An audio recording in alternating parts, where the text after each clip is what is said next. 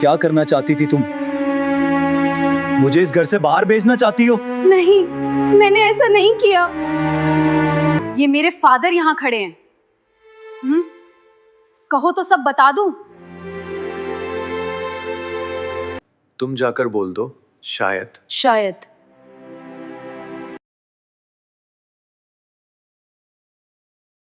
नहीं, क्योंकि इस घर के साथ साथ मुझे तुम भी पसंद आने लगी हो।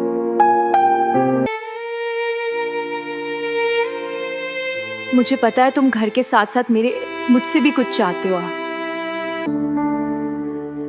वाह, रात के 11 बजे मेरे कमरे में, खास बात है। तुमने मुझे पापा के सामने फंसाया था, इनाम तो मिलना चाहिए। अच्छा, और क्या इनाम चाहिए तुमको?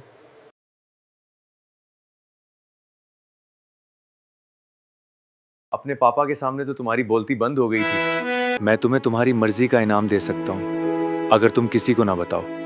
इसीलिए तो यहाँ आई हूँ बा।